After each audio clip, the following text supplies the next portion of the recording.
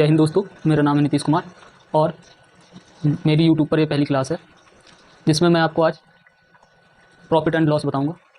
तो आइए समझते हैं प्रॉफिट एंड लॉस। तो सबसे पहले जैसा कि हम लोग जानते हैं, प्रॉफिट और लॉस को जानने से पहले हम क्रय मूल्य और विक्रय मूल्य को समझेंगे। ये है क्या चीज़? तो क्रय मूल्य जिसे हम इंग्लिश में कॉस्ट प्राइस बोलते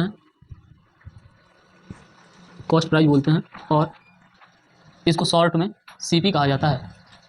तो सीपी है क्या चीज़? तो सीपी किसी वस्तु को खरीदने पर जो हम टोटल इन्वेस्टमेंट करते हैं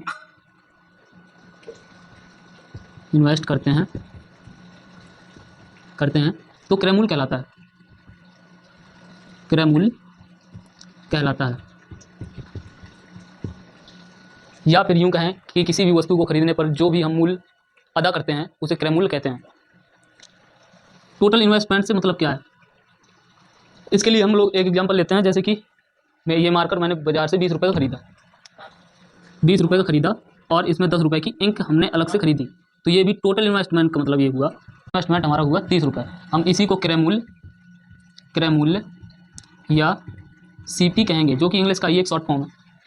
अब दूसरा पहलू ये है विक्रय मूल्य ऐसा मूल्य या धनराशि जो हमें किसी वस्तु को बेचने पर प्राप्त होती है उसे विक्रय मूल्य कहते हैं। ऐसी धनराशि या मूल्य जो हमें किसी भी वस्तु को बेचने पर प्राप्त होती है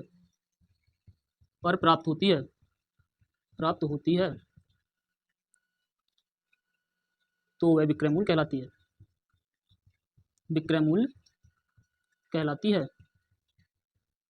विक्रय मूल्य को हम इंग्लिश में सेलिंग प्राइस कहते हैं। इसका शॉर्ट फॉर्म एसपी होता है। इसके बाद हम लोग लाभ और हानि को समझेंगे। लाभ, या हम इसी को बोल सकते हैं फायदा, या फिर इसी को हम इंग्लिश में बोल सकते हैं प्रॉफिट। प्रॉफिट क्या चीज़ है, चलिए समझते हैं कि प्रॉफिट है क्या आखिर।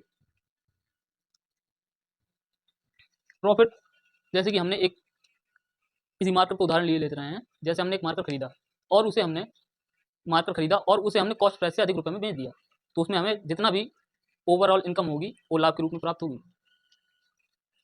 जैसे हमने एक मार्कर हमने कितने में खरीदा? 20 रुपये में खरीदा। तो सीपी इसका मतलब हुआ 20 रुपये। सीपी बराबर हुआ कॉस्ट प्राइस कितना हुआ? 20 रुपये हुआ, और हमने 25 रुपये में बेच दिया।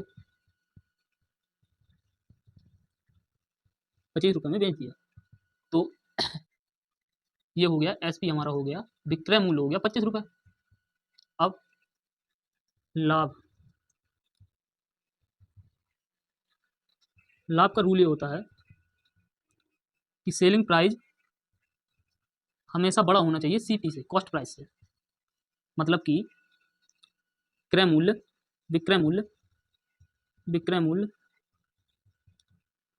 से अधिक होना चाहिए। ठीक, क्रय मूल्य से अधिक होना चाहिए। अब यहीं से इसका सूत्र बनता है, लाभ बराबर होता है विक्रय मूल्य। क्योंकि विक्रय मूल्य हमारा अधिक है तभी हमें लाभ हो रहा है, तो विक्रय मूल्य माइनस क्रय मूल्य होगा। सूत्र इसका विक्रय मूल्य माइनस क्रय मूल्य, इसका सूत्र हो जाएगा। अब हम जैसे ऊपर एग्जाम्पल का हम निकालते हैं, तो हमारा इसमें विक्रय मूल्य कितना था? विक्रय मूल्य था 25 रुपये, क्रय मूल्य कितना था? 20 रुपये।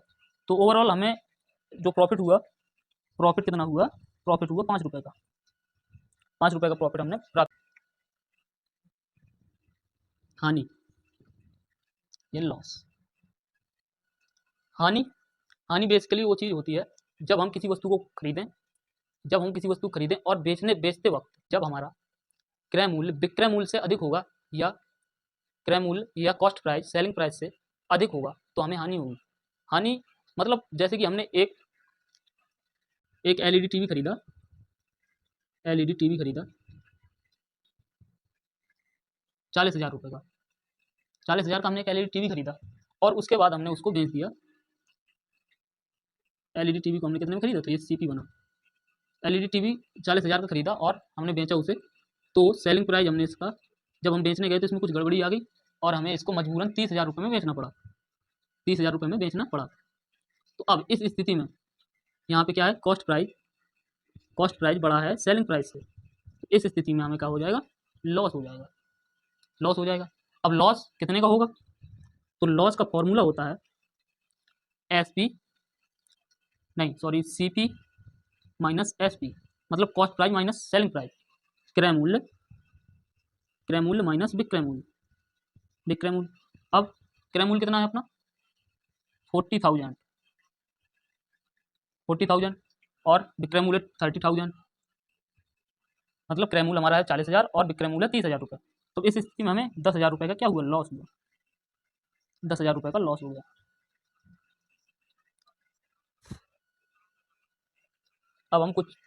अब इसके बाद हम कुछ एग्जाम्पल करेंगे। एग्जाम्पल नंबर 1 हम जैसे लेते हैं, एग्जाम्पल लेते हैं,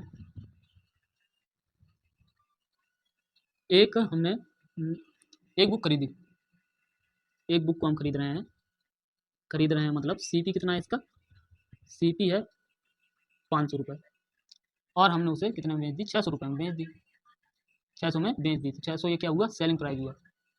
अब ये पूछ रहा है कि लाभ क्या होगा, लाभ या हानि बताओ,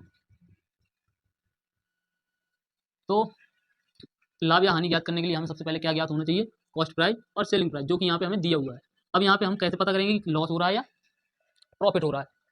अगर सीपी कॉस्ट प्राइस छोटा है किससे, एसपी से, या एसपी बड़ा है कॉस्ट प्राइस से, तो हमें क्या होगा, लाभ होगा। अब लाभ का फॉर्मूला क्या होता है, लाभ बराबर होता है विक्रय मूल्य एसपी माइनस सीपी।